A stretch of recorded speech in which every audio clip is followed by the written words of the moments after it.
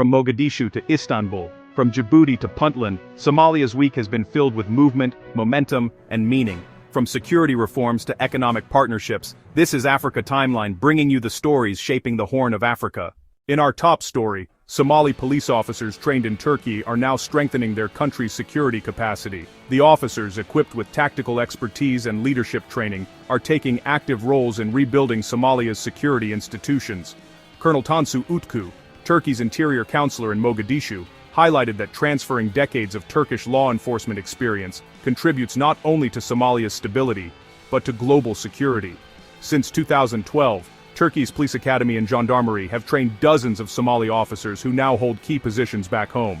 Lieutenant Commissioner Abdinur, one of the graduates, said his studies in Ankara taught him not only policing, but also the spirit of service.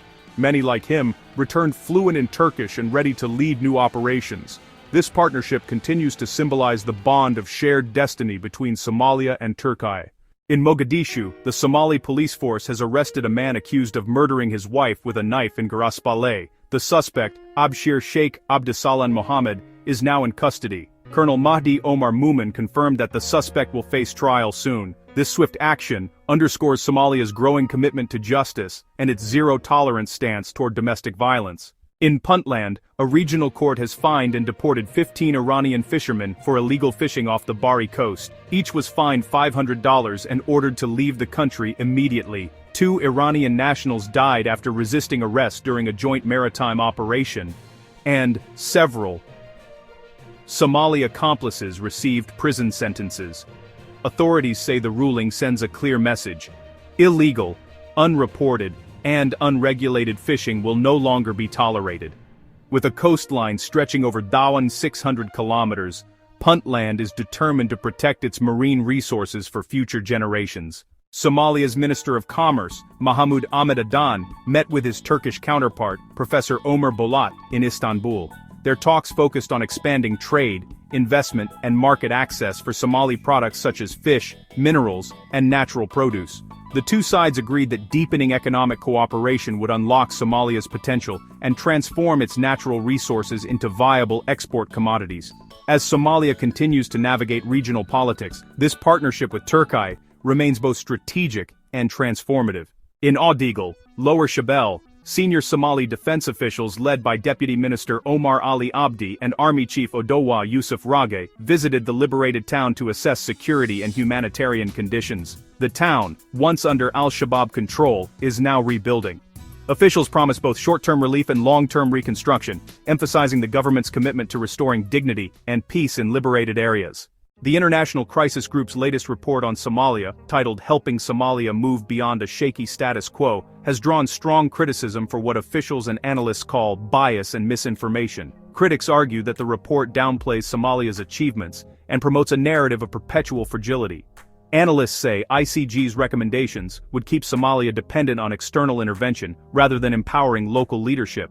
The report's framing of federalism and security progress has been described as misleading, ignoring real advances in governance and stability. Observers say the path forward lies not in endless mediation or foreign reports, but in trusting Somali institutions and citizens to shape their nation's destiny.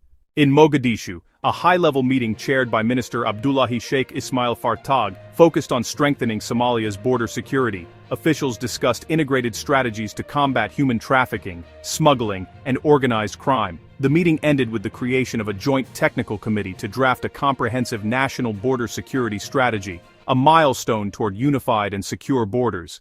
The Attorney General's office has announced the arrest and extradition of fugitive suspect Jama Abdi Mahmoud, wanted for sexual assault and extortion. The operation was carried out with Interpol and Rwandan authorities. The suspect is now in custody and will face trial. The government reiterated its commitment to protecting Somali women from sexual violence and online exploitation. Somalia and Djibouti have launched new talks to strengthen cooperation in religious affairs and combat extremism across the Horn of Africa. Officials from both nations held bilateral discussions in Djibouti City on Sunday, focusing on mosque management, cleric training, and promoting moderation in Islamic education.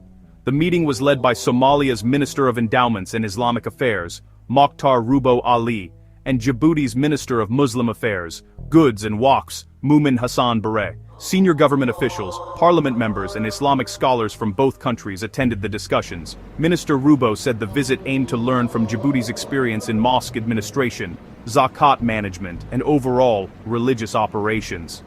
He noted that Somalia seeks to exchange experiences and benefit from Djibouti's successful model.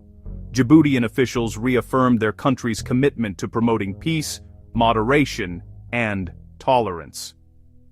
They highlighted the work of the Al-Wasa'atiyya Institute, which focuses on spreading values of peaceful coexistence and justice within society. Minister Rubo and his delegation arrived in Djibouti on Saturday, with Sunday's meeting marking his first official engagement since assuming office. No joint statement was issued, but the talks represent a renewed effort to deepen collaboration in religious and cultural affairs between the two nations. You're watching Africa Timeline. Stay tuned for more updates on Somalia and regional developments. Don't forget to like, share, and subscribe for the latest breaking news. Somalia takes a historic step toward democracy today, as the National Independent Electoral and Boundaries Commission reports over 923,000 registered voters in Mogadishu, spanning all 16 districts of the capital. Chairperson Abdikarim Ahmed Hassan called the achievement unprecedented, noting that 99.53% of registrations were valid. Only 0.47%, roughly 4,330 records, were flagged for duplicates or inaccuracies. Officials highlighted that registration took 5 months and 56 centers across Mogadishu, reflecting meticulous planning and coordination with local authorities. Governor Hassan Mohammed Hussein Mungab praised citizens' participation, saying, "The strong turnout demonstrates trust in the democratic process. Mogadishu is ready to lead Somalia toward an inclusive, transparent election." Minister of Interior Ali Yusuf Ali Hosh emphasized government neutrality and reiterated that no interference would occur. This train has already left the station. Everyone must play their part responsibly. Democracy is moving forward, and there's no turning back.